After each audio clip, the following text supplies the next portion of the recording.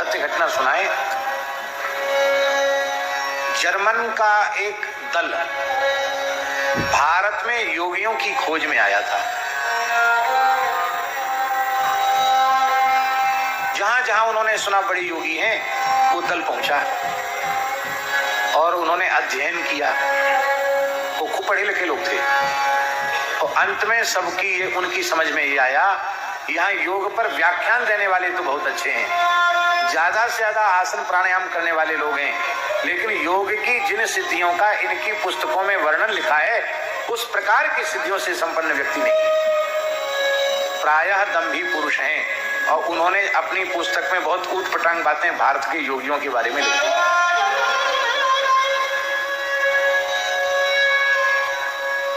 तब किसी ने कहा कि बक्सर में श्री खाकी बाबा सरकार नाम के एक महात्मा हैं, बड़े योगी हैं, तुम लोग उनके पास जाओ। ये सत्य घटना है। तो जर्मन का जो दल था वो उनके पास गया।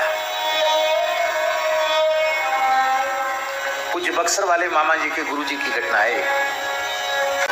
अब वो विचित्र महात्मा थे ठाकुर जी, खाकी बाबा सरकार, बाहर से लगते नहीं कितने सिद्ध हैं।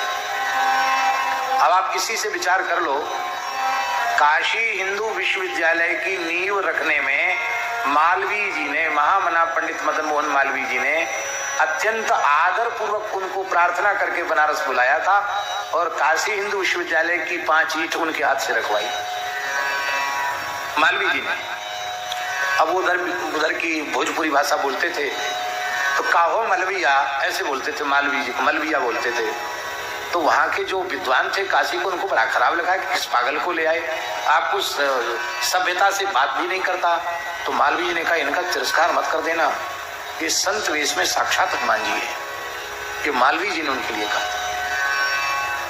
बहुत ऊंचे योगी, बड़े ऊंचे सिद्ध थे श्री खाकी बाबा सरकार, और त्रिकालदर्शी तो बड़े अद्भुत थे। उन्होंने कहा खाकी बाबा सरकार ने, वैसे तो वो संस्कृत भी नहीं, सामान्य संस्कृत जानते होंगे, हिंदी बोलते, हिंदी भी नहीं बोलते थे, भोजपुरी बोलते थे, और उनके पास वाले लोग ज्यादा पढ़े लिखे नहीं थे, तो जर्मनी वालों की बात समझ नहीं पा रहे थे ठीक से।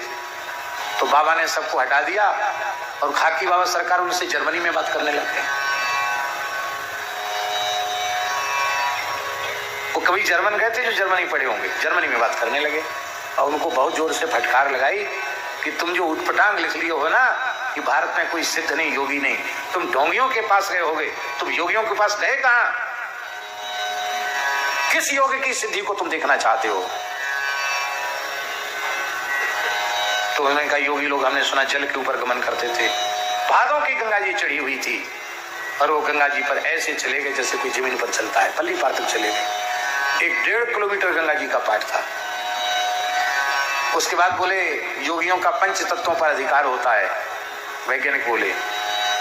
और आश्चर्य की बात तो ठाकुर जी ये हुई कि उन वैज्ञानिक, उस दल ने कैमरे से महाराज का फोटो लिया गंगा जी की धार पर चलते हुए। आज भी फोटो है सुरक्षित। इसके बाद का योगियों का जल पर अधिकार होता है।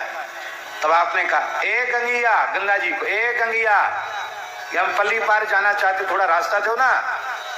तो इतनी बड़ी गंगा जी की बीच में से जगह खाली हो गई पानी की, अब वो पैर रखते हैं उतना पानी वहां से हट जाता है। पैदल पैदल चले गए, पैदल पैदल आ गए। बोले कहां जाना, आकाश में कि पाताल में, बता कहां जाके दिखाऊं। चरणों में पड़ गए, ऐसे कांपने लग गए। तो योग की सिद्धियां भी कोई सामान्य चीज नहीं होती है।